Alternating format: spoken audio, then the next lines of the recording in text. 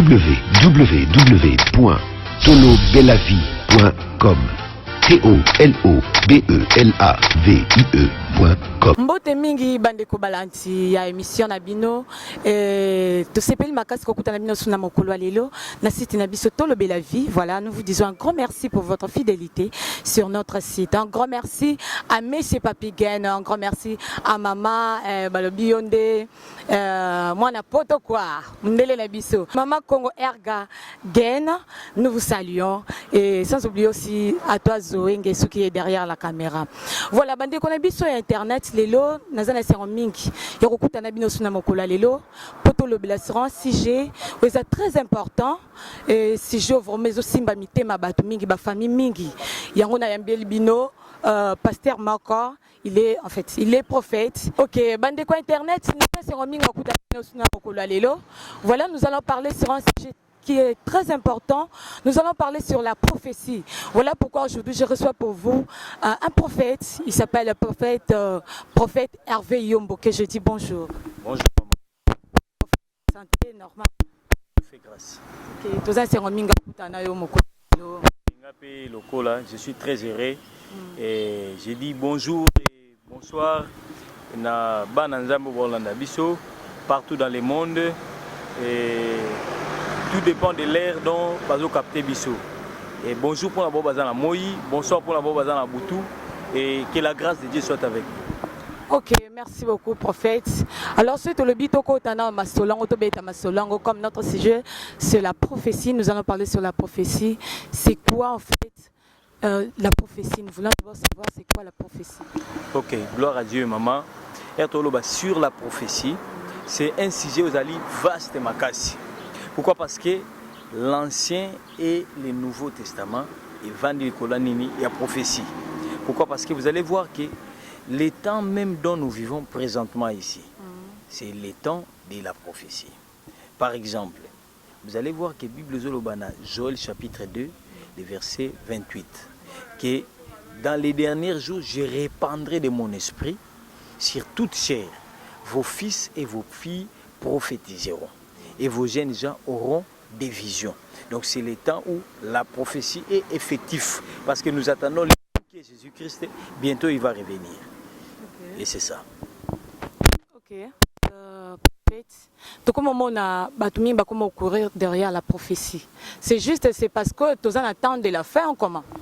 Oui, oui. Et ça, signe y a prédilection. Ok. Mokonzi azoya, mobali azoya, nzamba azoya, ton kolo, mokolo église azoya. Alors, vous allez voir que Bible est si signaux. Na pèse exemple moko, et là par exemple que moi si a bandi zemisika. Il y a toujours des signes. Ba maman va esa biso to mona ba maman ate. Yoko mona otali o monité, momo maman bité. Moi si azana zemi par exemple. Mais ngana tele on a moné azana zemité. Monsieur bi ote tala zo boka soyi. Monsieur le bitala nenge akomi pal. Monsieur le bité ndeza bo akomo la pongi à tout moment. Monsieur le biote ndeza boy akomi kopona pona biloko olia. Donc zemi na zemi ezana ba manifestation nango o se manifester pour moi akomi na zemi, maman akomi na zemi ainsi de suite. D'où nous l'église. Donc tozana ba signe oyo nzambe apesi biso pona kozonga ne, c'est quoi? La prophétie. Alors la prophétie et un aspect ébélé. Parce que quand nous parlons de la prophétie, il y a une prophétie à cause il y a des dégâts ça là. Parce que la prophétie a commis des dégâts nakatia ba famille balobara. Et prophétie panza batou. Prophétie panza église. Prophétie quelque part ça bien été.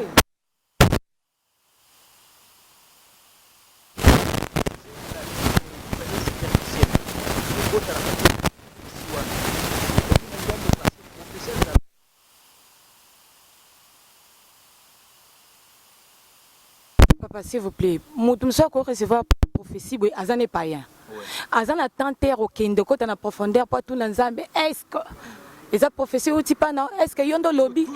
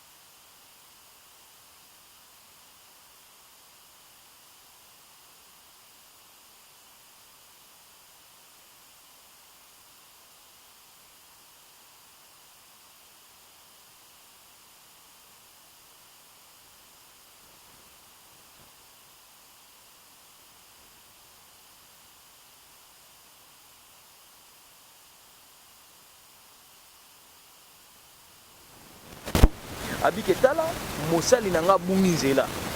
Alors kende solo la na ye na makambo ya sali nga nzambe na sepeli te.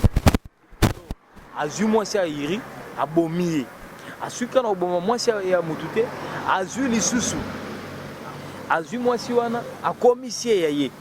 Alors kende yebisa ye, kende oyebisa ye que du fait que azwi abomi mwasi ya bato, du fait que ye apesi mwasi ene mobile ya bato, apesi mwasi ne mukumba, makambo okoma na ndako ne yango oyo alobi bana na ye bakoboma na bango na bango, mopanga ekovanda na ndako na ye, liwa etrouvé demeure na kati ya ndako ya nani ya David, parce que il n'a pas obéi à la volonté de Dieu. Si ko Nathan ye, imaginez-vous que Nathan est comme malamoko bandi, non David déjà boye, yo malamoko kufa, bona boye. David a ngaka kufa. Bien sûr, mais parfois réaction vis-à-vis il y a prophète Nathan, il n'y a malamuté. Lui il fallait la sagesse, c'est ça là. Aye akutani na ye. Et puis c'est que roi vit éternellement. Ou mela libela mokonzi. Mokonzi na la solo mona ngena solo na problème on a posé. Abi oui loba prophète Nathan po bazai malamu na prophète Nathan. Et alors Nathan le connaissant abandi na l'ICC. Et puis c'est na mutu moko azaki na ba brebis 100. Mais mutu moko azaki na brebis moko. Alors mutu azaki na ba brebis 100 ba paya ba lié na katikati ya butu. Akei azui brebis moko ya mutu azaki na oka moko abomiye alambeli bapayane bapaya balie. Sikoyo pona yo David sanctionne toko pesa mutu wana. Babi ke David ba mo telemi abeti liboko na mesa. Abi sokeza na Israël awa. Mutu wana il faut kufa. Abi c'est mokonzi lobi ya solo. Mutu wana ezande yo. Déjà du fait que amikate la ke tumbuye moko. D'office à quoi il a piège né. Moi ça la nata mabe ezate. Et c'est comme on dit qu'il y a une confession, il y a une repentance. Alors des fois, le message est mal transmis. Le message est mal transmis. Vous comprenez un peu? Oui, oui. Du coup, donc, le prophète faut avoir la sagesse. La sagesse, c'est quoi?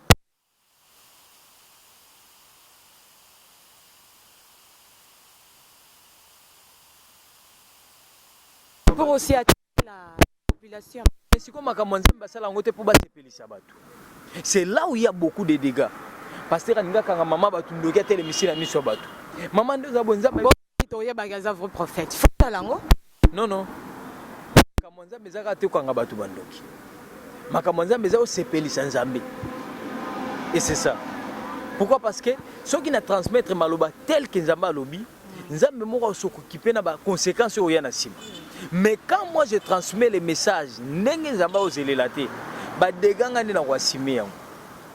et c'est ça. C'est de là que mon foyer mingi panzani, c'est de là que mon batu mingi babungi, de là que batu misu bazé na connaissance du fait que bayebaki ko dissocier prophète na prophétie, ba koti na kati ba rancœur.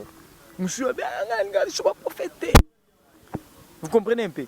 Est-ce que ceux qui yo au même qui tata moi si na hôpital abeli akufi soki mwana oyo abeli na ebite soko za na bana tous tes exemples. OK. Soki mwana oyo abeli, est-ce que c'est pour autant memaka il sur l'hôpital te? J'ai dit non. Soki papa na yo akufaka na hôpital Songolo. Bo hôpital nyonso bomaka bana te. Et pourquoi est-ce que batu bazoka exemple à l'hôpital au boma batu. Bo hôpital peut bikisa batu baloba ngo te. La preuve est que yo botama na maternité. Maternité et hôpital. Vous comprenez un peu? Oui, je comprends prophète. Mais faut oyebake au moins loko shokarabat makasi ndango etikala. Mais mutoko sela mbola mona bosani yango. Juro sela kama be moko kaka yango nde etikala na mutu na ngai. Moi Bible le bito za na mokili, mais toza ya mokilité. Donc moi na Nzambe il faut ailler kola ko vivre na lolenge ya Nzambe. Ce n'est pas facile parce que lelo ezana batu misu ba foyer panzana. Je le sais. Ezana batu misu lelo yo misala na bango beba. Il y a dans la à cause de la prophétie. Il y a aussi des gens qui sont désorientés. Parce qu'il y a trois choses. Il y a de ces prophètes au Bible qui prophétiser par audace. Ils ont courage. Il y a de ceux qui ont prophétisé dans l'esprit Python. Dans le livre, il y a Acte, Paul accueillir moni moi si moko bando le bachak jour balaki bi bato baza basala nzambe, il disait des choses vraies. Bato baza basala nzambe, oui Paul aza mosala nzambe. Baloba makambo solo bolanda bango. Mais il a dit ça plusieurs fois. Paul alobi arrière de moi. Non, l'esprit de Python. A bengani e bimika tinayi. Et mutu soupe a prophétisé na molimo ya nzambe. Mais ce que Satan a précédera toujours. Et on est par exemple lelo, il y a battu ba Ina TV.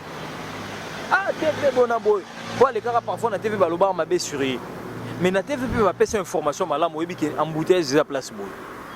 Et on a lobby et loko etikala et loko mokile sala ka mutu amabe, ya on etikala ka.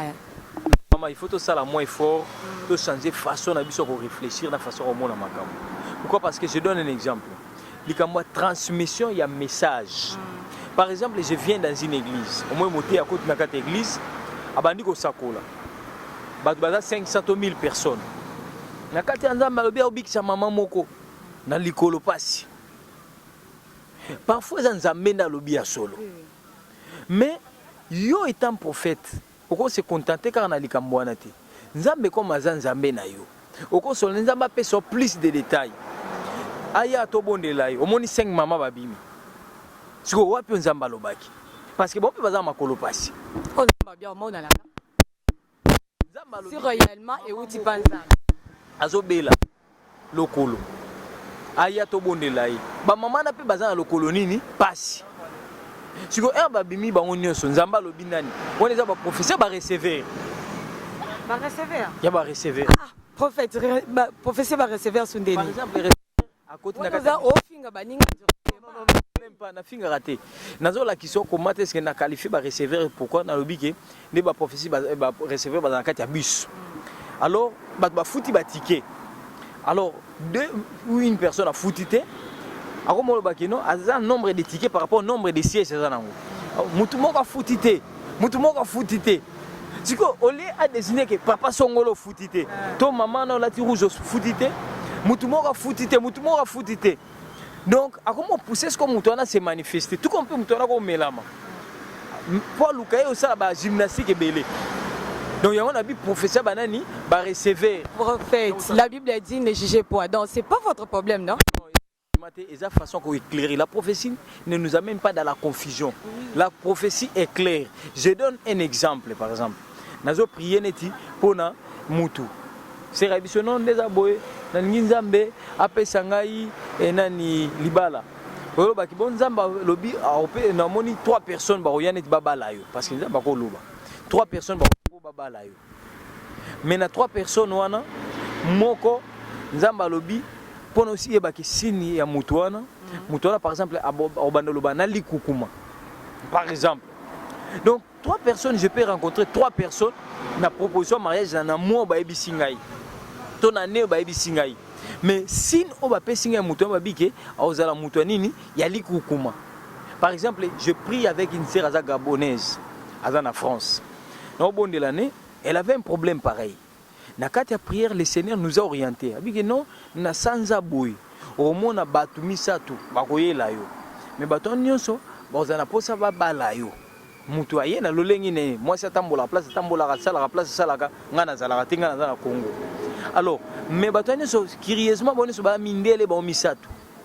Mais na kati na bango moko aza mutu oyo aza na suki et ya pembe. Ene ba aza neti bronze et c'est ça. Aza na suki neti ya pembe. Donc neti bronzé bablo mo bongo. Alors, mutu wana au mona asala ka place boy musala ne za musala ya boy. So un moni batone so ba na ba pression. Na même sanzana parce que era monaki du fait qu'il y a déjà na lembo wana à se référer à mutongo hier au moment dont je vous parle mariage à Serwana et ça s'est déroulé déjà parce que bah ça na baboti et tout si comme ça un mariage civil et puis religieuse. Bref, vous comprenez un peu, la prophétie ne peut pas vous amener dans les flous. Ceux qui n'ont le but que non aux andoki. C'est qu'il faut appeler ça les mono ya nini ya kindoki. Ceux qui n'ont que non nzambe par exemple à revisiter. Nzambe appelle ça toujours ba signe. Ézéchias azobela Nzambe alobeli na munoko nani na prophète Esaïe. Et puis c'est Yebisaye akokufa. Ce n'est pas n'importe quel prophète. C'est le prophète Esaïe qui nous a écrit livre Esaïe. Alors, Nzambe akokufa apesa mitindo na ndako na ya milengela. Alors qu'est-ce que le prophète a fait? Asimizela kei parce que mon père si message n'a kokisara message te. Alors, era ke ya balole longi na mur. Abandi kolela pa Nzambe. Abi Seigneur, kanisa lo lengenga na tambolaka na yo. Atambolaka ndenge nini? Temple bebaki ayaka bongisaka temple. A trouvé que ba sacrificateur to ba tumimbeka bazala elisusu te bakima parce que nzalelekaki. Ba sacrificateur selon la Bible bazwaka bango na nini en charge. Alors du fait que bando za bango ils sont en charge te o ake oluka bilanga wako oboko la bibole temple moins culte salama ezate. A tout ni pourquoi est-ce que ba sacrificateur ba déserté? Ba expliquer ba bi que non ba longwe pona likambu boye. C'est alors à ben ici bango azu bango en charge. À fournir bango bazena ngobosenga culte zongi. Or culte ba sambela Ezekias te. Bande o sambela Nzambe. Nzambe na komona bongo et marquant motema Nzambe. Mais quand il était malade, c'est alors à évoquer likamwana. Vous comprenez que c'est la prophétie de Yoebisi Rokufa. Donc prophétie ça comme makambo malamu te. Nzamba ko ebiso pe likambo e sepeli siote parce que Nzamba banga motute. Quand dans notre sengone bang Nzambe te. Alors quand il lui a dit ça, il a tourné le visage vers les murs. A comme ko bonde Nzambe kanisa ngai ndenge na tambolaka liboso na yo. Na tangwana qu'est-ce que Dieu a fait? Nzambe a ici les mêmes prophètes. Parce que soit il est prophète Moussou, il n'y a pas ça nini confusion. Des fois étant un humain, alingala na makambo Ezekias te nani Esaïe bisakete, alingala ni ma omoni wana faux prophète. Ayoko yebisa kuna okufa bona boy. Vous comprenez un peu? Alors, Nzamba tindi la même personne a ebisaye comme avez la confiance na ye. Vous comprenez que ce n'est pas pour s'aimer la confusion. Alors, le même munoko ayo ebisaye bikeno yebisaye akokufa te. Akobika na bakselie 15 ans. Était animé avant Yabino. Quand siko uto ebisa po babi abimena na lopango te. Abika siko ebisinga ke na okufa. Quelques minutes après ebisinga ke okufa te. Nini na ondima ke ya solo na osanini na okufa te sur je suis malade. Na kati ya ko solola ne Nzamba pese signe. Ebisi ke elilingi no avancer na autant de mètres. Vous comprenez un peu? Donc, prophétie, ils ont démontré na bassine. Toujours. Toujours na bassine. C'est pour affermir la foi ya mutu. La prophétie vient pour nous affermir. Et le bakino likamwanza malobi akosa nini akokokise. Pasteur Tokoye ba ndenge nini?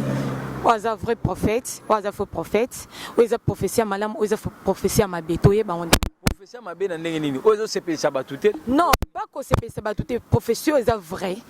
Oza fausse. C'est question prophétie ne sepeli sote c'est que mabe non non. Te na lobi bongo te na bi prophétie.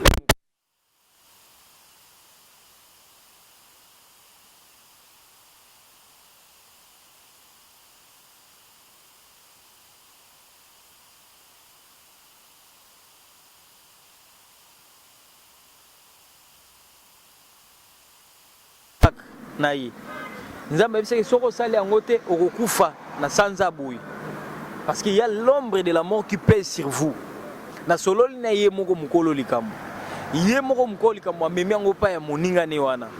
Ake apesi rapport. Alors, ko pesa apesi rapport, wana pa bi tala kutu mutu bo alobi boye. Mais po na alobi boye. Eza malobo Nzamba ebisaki ye. Mais c'est à la directive parce que ce qu'on a bon délité na sanza songolo likambo boye et okoma effectivement na sanza wana likambo ne komela na sens que la serbe a okuté akufa 3 jours passés na ndako parce que bando vanda yemoko. Vous comprenez comment est-ce que makambo ça? Or ce qui a une orientation divine Nzamba lingaki a longola na liwa parce que quand la prophétie vient Nzamba lingaka mabe komela mutute. Il te donne par exemple liboulo eza liboso na yo mais pour que quoi na liboulo wana te na suka na biso te liboulo eza mais na l'action comment on détourner liboulo wana. La prophétie est accompagnée des orientations spirituelles même pour na makambo malamu bako biso non déjà du fait que vous préparé compétition football Mikolo là, par exemple 18h, s'entraîner à 8h du temps, par exemple 5h du temps. C'est une orientation que vous a donnée pour que vous atteindre but. Et c'est là où beaucoup de gens faillissent. Prophétie dans la accompagner dans orientation divine. Il y a même David. Alors que ba descendant na yo bako vanda na nini na trône o bako kambaka royaume. Mais conditions ezali moko. Bato sanini maloba na ngai.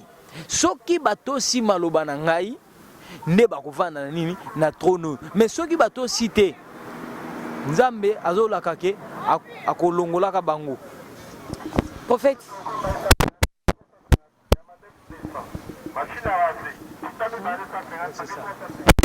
Ok, prophète, il y a un ligne à comprendre.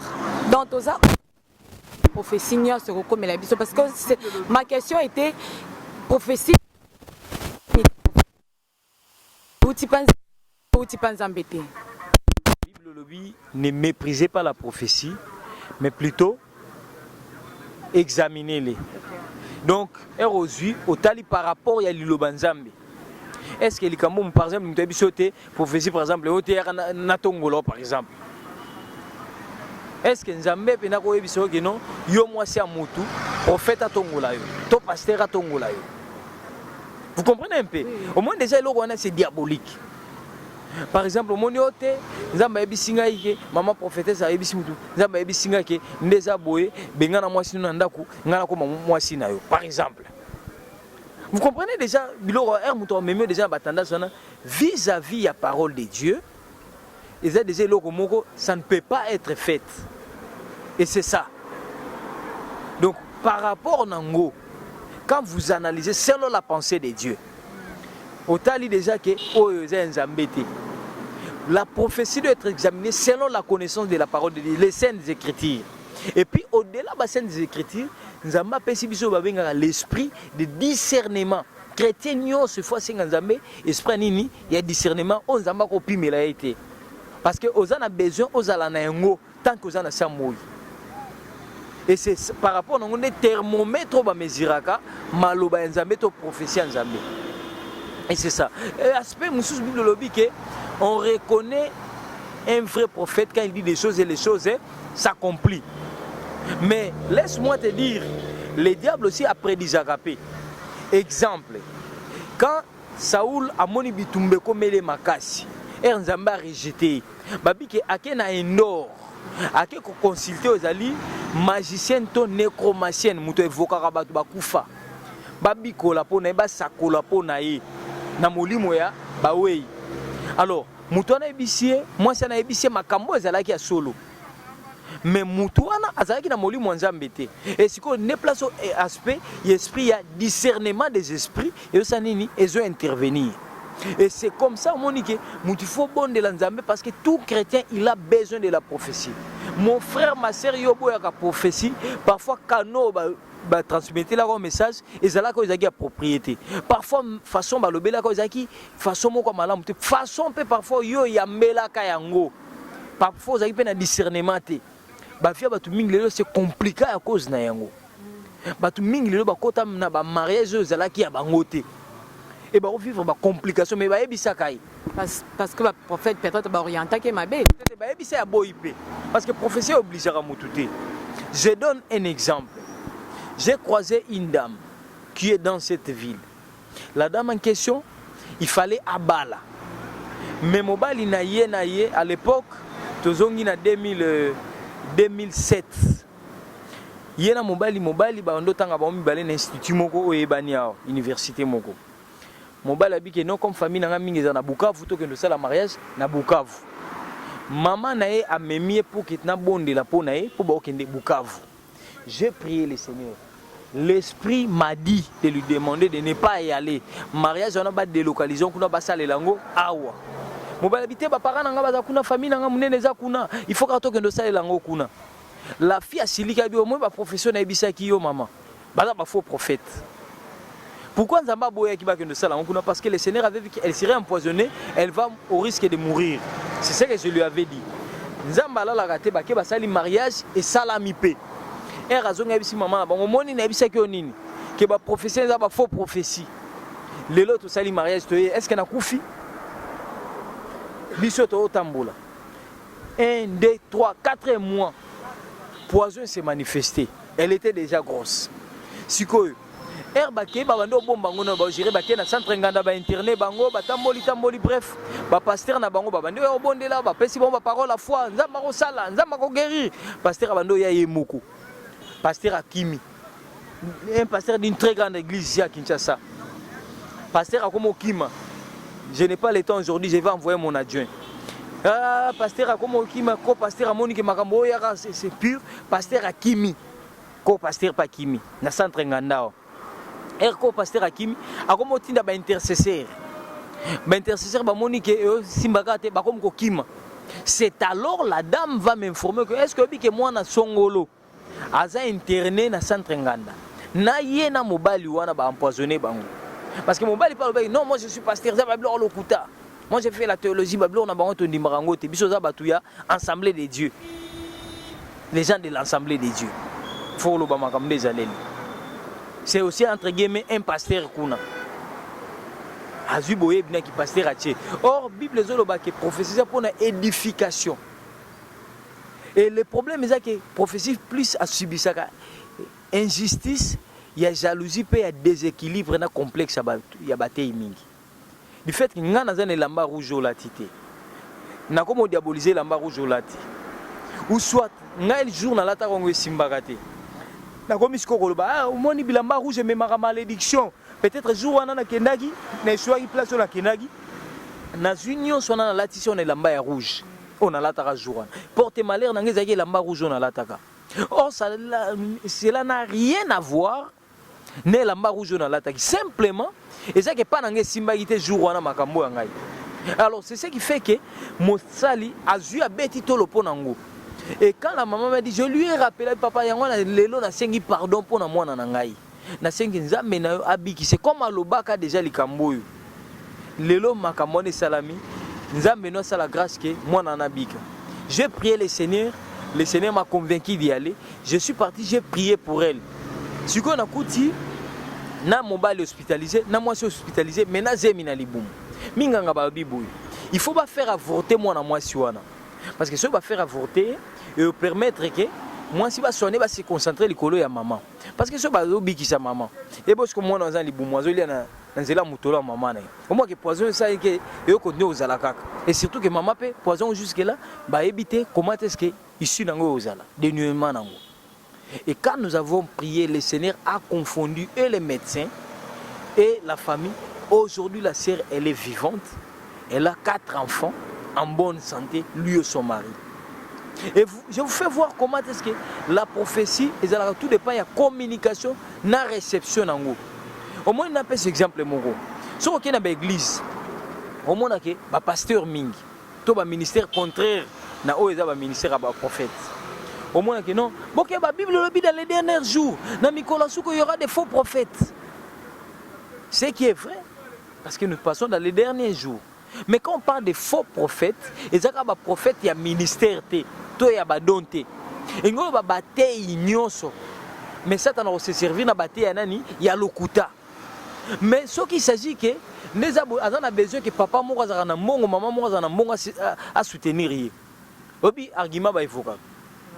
Ote et Bible le dit confiez-vous à l'Éternel, vous serez affermis à ses serviteurs les prophètes, vous réussirez. On a un pasteur a commis prophète, évangéliste a commis prophète, apôtre a commis prophète. Donc bref pour vous comprendre que prophétie ezalaka éclairé na liloba nzambe ba analyser et puis na accomplissement nango. Parce que na kati ya prophétie za na ba aspect misato. Nous avons les futurs au ba olaction que maman nzambe osala likambu nzambe olaka Abraham makambu. Momo na bise que sala likambu bokomona likambu mais ok me banini na basine. Nzambe bisi Gédéon na Juge chapitre 6. Abike tu es vaillant héros, le Seigneur est avec toi. Tu vas battre Madian. Abattre non Madian, tu vas battre Madian comme une seule personne. Mais présentement là, abise que kenne na ndako papa na buka nini bitimbelo. To hôtel. On a aspect autre lobela chapitre Zoya sur les hôtels. Parce que derrière chaque trône il y a un hôtel. Même dans le commerce, bangwende zali. même na ba mariage bango ndezali. Mais ce que na simangwende ne hôtel moko za retumbelo moko sala. Et là c'est une autre émission. Et mutunyo so rolande émission je crois qu'il serait édifié. Parce que ba vie na biso il faut que tout se conformer selon architecture on za ba bongiseli. Le prophète plutôt nabi ke ba osepela makasi kolande émission non. Tolingi to chité mais avant to chité, j'aimerais savoir quelle est la différence entre une parole de sagesse, une parole de connaissance et la prophétie. Ok, gloire à Dieu. Prophétie est un forcément dit que mutu azala afongoli misu. To aosala non. Bible le Bible. Dans Job chapitre 33 à partir du verset 14. Bible le dit, cependant Dieu parle tantôt d'une manière, tantôt d'une autre. Mais nous les humains, on ne point pas garde. Il parle par des songes, par des visions nocturnes. Quand l'homme est plongé dans un profond sommeil, c'est alors Dieu parle et il met un sceau à ses instructions. Donc, elingi kolobanin. Nzambe azana ba lolenge belé, ba kano ya communication et belé. Donc, ba kano parce que la prophétie c'est de parler de la part de Dieu. Dieu ne prophétise pas. Dieu parle, mais c'est les humains qui prophétisent. Parce qu'il parle de la part de Dieu. Alors, pour ces prophéties, c'est le fait de parler ce qui va venir. Ce qui va venir dans les temps. Dans une semaine, dans une minute, dans 2 ans, dans 10 ans, dans 20 ans, dans 30 ans, et ainsi de suite. Mais quand je te parle, par exemple, de la bioté, maman Nzambe singa que dans 5 ans, ministère nayo ekoganga. C'est une prophétie. Mais si que des fois Nzamba ebike mutu aza mutu. Parfois azela ba victoire minga viva ba échec. Parfois ba voisin na yo pa na bango omona ba prometa bango parfois biloko pa ba humain. To ba to ba ebisa bango makambo ko kisa mate. So Nzambe pour que a réconforter foi na yo, ndo ebiso ke maman par exemple qui y a de cela 2 ans passés au kendaka voyage moko na Lubumbashi par exemple. Mais voyage na kutene na likambu boye. Siko comme yo mutuana oyo oyebetisa likamona ta expliquer yango hôtel réellement ce sont des choses vraies dans ta vie, cela réconforte ta foi kondima na yo. Et puis à ce qui a été siko ke neza bo présentement d'ailleurs ozo ça la demande d'emploi pour na okenotika na musala par exemple. Vous comprenez que ça réconforte ta foi, vie spirituelle na yo. Et là c'est toujours la prophétie. Et ça na baspé na misato. Elle parle du passé, du présent et du futur. Mais la différence entre la parole de connaissance et la prophétie ou la parole de la sagesse, la prophétie. La prophétie, elle prédit l'avenir, quand même elle a 3 aspects. Mais par contre, la parole de connaissance, je parle du passé et du présent. Par exemple, dans 2 ans, aux Alagi Place, il y a de cela 2 ans plus tôt, là c'est la parole de connaissance. Donc ce n'est pas toi qui as ça, mais c'est Dieu au travers de toi connaît. Donc il annonce à l'humain la parole de quoi? De connaissance. Alors, par exemple, tel que tu es là, tu as un enfant malade ou bien tu as une personne malade dans l'hospitalisation, place Boisan à soins intensifs par exemple. Là, c'est ce qu'on appelle la parole de connaissance toujours. Donc je te parle, il y a likambo ezo tungisa yo actuellement. To préoccupation zanango actuellement. Alors, la parole de sagesse c'est nini. Par exemple, j'ouvre ma Bible. Na bandi côté na zote na kati côté wana na bandi ko pesa ba exemple. Yo pe na kati ba exemple wana, o se retrouver na kati. O ju par na yo. Et réconforter on parfois bengana mwasi na yo. To bengana mwana na yo. Que non mwana na ngai azoki nini écrit a commis papa je t'aime. Toi lui birin a gratté peinture ya voiture. A commis papa je t'aime. Oyo beti. Ote mwana il faut na bengane na ndako.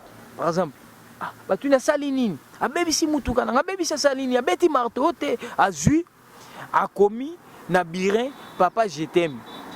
Donc bref, faut comprendre que moi na réellement lingi papa na ye. Mais sauf que azui façon moko azana sagesse ta exprimer amour wana. En voulant exprimer cet amour, a comme bebisa na ba bien de valeurs aux ya papa na ye. Et ROPC peut-être na kati ya côté ya olakisi comment est-ce que ignorance ko boma mutu. Mutu anga sala bola mais na kati ya ignorance a tombé na kati ya destruction. Papa ta Moi, en fait, il n'a pas écrit parce qu'il m'a haïssé. Toi, tu as pas baby ça, peinture ya mutuka. Mais c'est moi qui aligné papa na mingi. Mais ayebi ne ko exprimer ngote, asale une ndenge ya mabe, ne préjudice ngai. Au moins que papa na kande kiti, apesi moi na toli, foyer wana to famille wana et se renforcer encore. Et vous comprenez, c'est ce qu'on appelle la parole de sagesse. Et ça, pour résoudre des équations, des problèmes, et c'est ça l'objet même de la parole de la sagesse. Et tous ces dons spirituels, tous ça, pour l'édification de Nzambe. Et c'est ça. Merci beaucoup, prophète. Nini okolo comme mot de la fin. Nini okolo sa peuple de Dieu. Oba Olanda on attend. Je peux dire que Batouba Zalaka à l'écoute de Nzambe. Ba échec mingi batu ba viva, ba défaite mingi ba viva pour ba yoka na Nzambe te. Et puis des fois batu ba yoki Nzambe soit ayoki Nzambe mais asaleli maloba Nzambe te. Soit asaleli yango lolengi moko te. Soit ayoki mutu mais ayoki Nzambe te. Et le problème c'est qu'il faut consulter Dieu. Koyoka Nzambe et Dieu parle. Parce que Bible lobi ke mutu moko tatalela ye azala confi. Ce qui nous a fait maboko mibale aebiti na maboko wana. So ça a besoin au lieu malamu na sanité. Pour utiliser maboko no même sur au lieu na fourchette pour utiliser maboko na yo. Ce qui nous a fait misu aebi ko zaina makolo. A permettre que misu no yo mona na makolo. Il a voulu que tu vois dans les yeux. Donc eza na utilité nango. Alors to isala ngoko na. Et yebarake quand il y a les vrais, il y a les faux.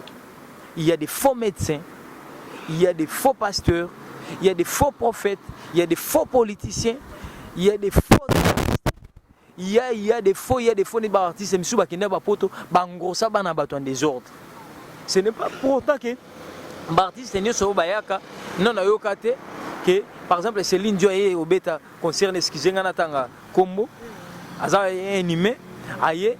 Na France par exemple ote aboteli mobile ya batu na France par exemple na yoka na ngaite mais toyoka par exemple ba musicien congolais pa kei aboteli mwasi ya moto to aboteli mobile ya moto mais cela ne fait pas que tous les musiciens baza bongo toyoka pe que nos pasteurs wana aza escroc par exemple asalibo mais cela ne veut pas dire que tous les pasteurs baza ba escroc. Donc quand on parle de ces choses, quand tu sais que Nzambe azana makambuto na bateau ya il faut se sentir à l'aise. Quand il y a des fonds maçons, ça peut miranda kwa batu. Ceux qui sont maçons et au musala, laisse faire ce que tu sais et continue à faire ce que tu as à faire ou ce que tu sais faire et vous permettre que muto jige nanini na misala. Et il y a une réalité, la vraie monnaie, et je me répète encore dans l'Ikamona plusieurs fois, ça c'est la fausse monnaie. Si on met ça dans un vrai dollar mingi, jour au coup tu as un faux dollar ou il y a un faux dollar. Et pour ça, les enfants de Dieu doivent écouter Dieu. Les loyo, Nzambe makamuto mona na Congo, c'est ce que Dieu a prévu. Même sur le plan politique, Nzamba makambo Nzamba lobaka. Et c'est ce que nous sommes en train de voir aujourd'hui. Makambo Nzamba lobi, oboya, olinga, so Nzambe nda lobi kokisama. Et pour ta vie aussi, pour ce que tu fais, tu as besoin d'écouter la voix de Dieu. C'est ce qui te manque. Batu mingi ba échoua parce que ba yoka batu. Bayoka maeli na baona ba expérience na bango. Or Dieu n'échoue jamais.